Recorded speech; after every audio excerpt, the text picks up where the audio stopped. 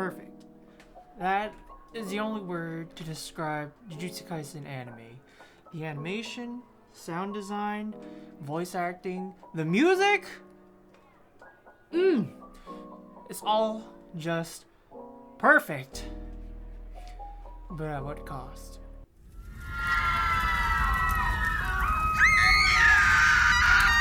No. No.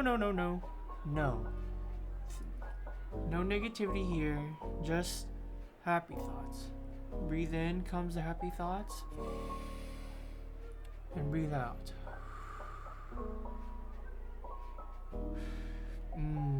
Oh yes. Nay, step. In fact, round of applause for Mappa. They are hard carrying the new generation of Shonen Jump anime. I wouldn't be surprised if it's announced that they do Mashal sometime soon, after Chainsaw Man. And don't get me started on the animation.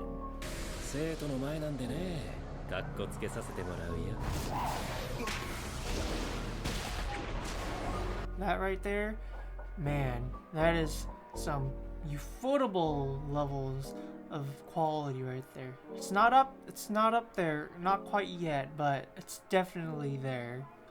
The dynamic camera of all these fight scenes are just freaking insane and polished too. Like, they've definitely improved from the God of High School, and the hand-drawn art style. Like, need I say more? It's just so goddamn good. Like, mwah, chef's kiss. However, and I know I said, no negativity here, but, I feel like I kind of have to mention it. There is some bad with Jujutsu Kaisen having such phenomenal animation, and it's that, Mappa has kind of set a precedent, precedent for themselves now. Like, Mappa played their hand and showed the world just how good they are at their best.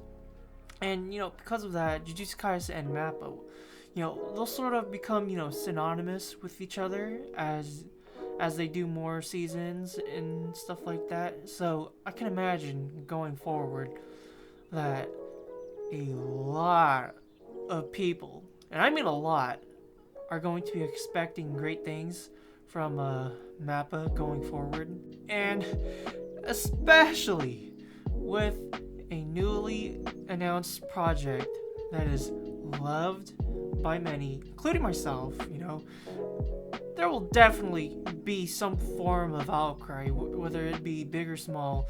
If they can't deliver the same amount of effort for Chainsaw Man as they did with Jujutsu Kaisen. It's two fan bases of Shonen Jump. Two big fan bases of Shonen Jump. If they can't deliver on the same quality and polish as Jujutsu Kaisen, there's definitely gonna be big no-nos happening. Maybe not, I don't know, but just from how the current state of the world is right now with all cancel culture and all that stuff, I know for a fact some form of outcry is for sure gonna happen. But enough with the sad, and on with the review. The music, need I say more? The OPs, the EDs, and especially Lost in Paradise, such a good song, man. Bop into that every day. The OSTs, everything is a bop. And man, the sound design as well. I think the sound director or is this sound designer, whichever term, whoever manages the sound in the studio, I especially enjoyed their work, in the Yuji versus, is it Ryuji or is it Yuji? Hold up, whatever, Yuji, whatever. Ryuji versus the Maito fight, like, the whole fight in general was just amazing overall. But the sound design, I think, was the best there. Like, the freaking techno music, that shit was nice. And like when Mahito was getting, wombo comboed by Nanami and Yuji, every hit, smack, dab, whatever, you know. It felt like there was impact behind their strikes, you know. It felt like there was, like, you know, actual weight behind them. And while we're still on the topic of Mahito, you know, Shimazaki Nobunaga, Mahito's voice actor, you know, when he first appeared and, you know, we hear him voice act, you know, my initial reaction was just like,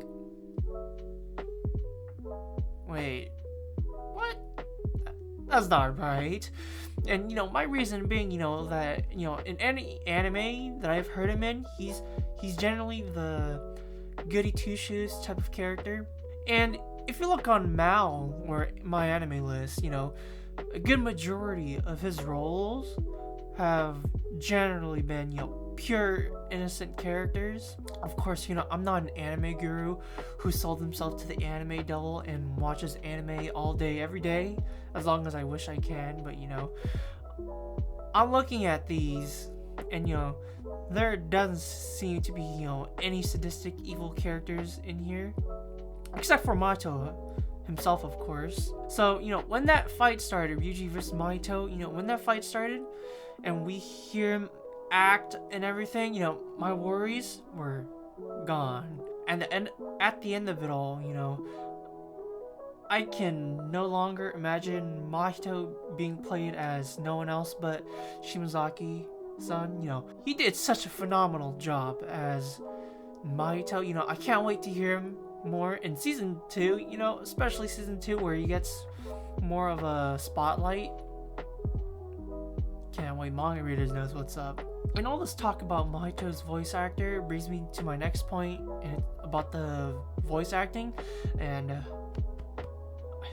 I freaking love the voice acting here. Like, these motherfuckers brought in some big boys and girls for this. Inoki Junya as Itadore Yuji, he fits the role so well, you know. Yuji's character is your typical shonen protag that's childish at times, but, you know, he can't be serious when need be. And, you know, Inoka, you know, just delivers in both of these aspects of Yuji's character so well, man, so well. And is it me, or is he in, like, what, 4 different other animes this season?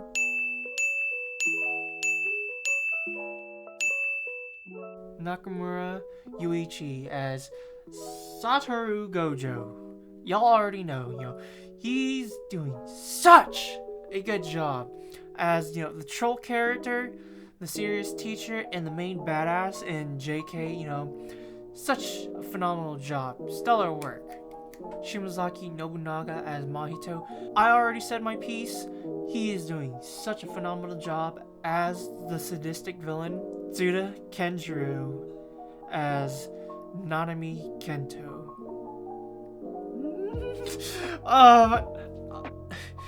I'm sorry, you know, I'm going to, like, a full fanboy right here. I freaking love Tuna Kenjiro, man. You know, one of, if not my favorite male Japanese voice actors.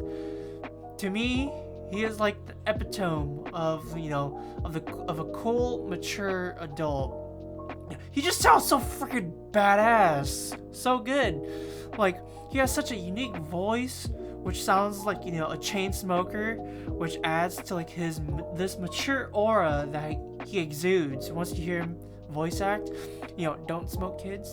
And, you know, although he doesn't have much memorable roles outside of Satokaiba, of course,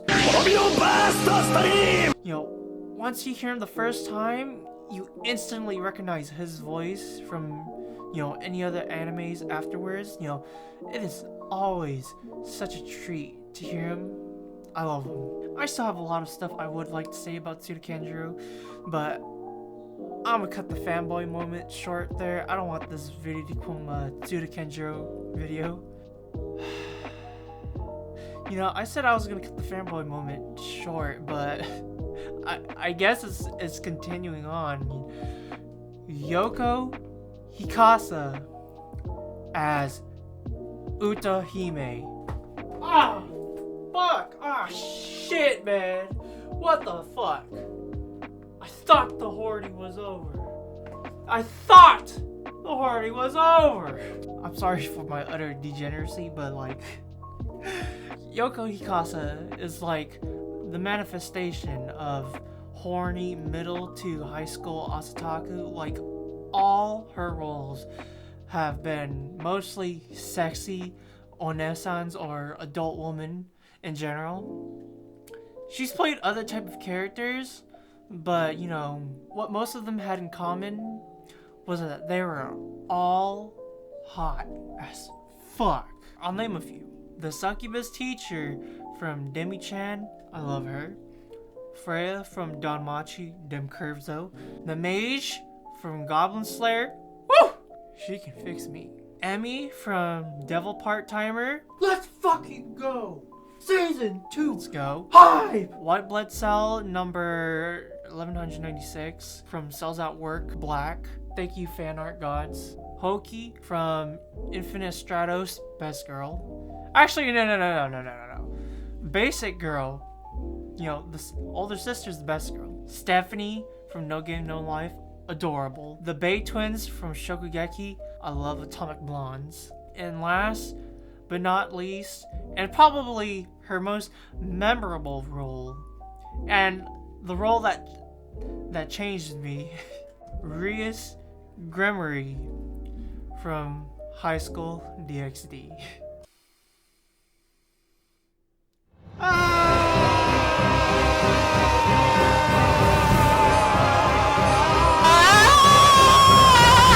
Let's keep the degeneracy going, shall we?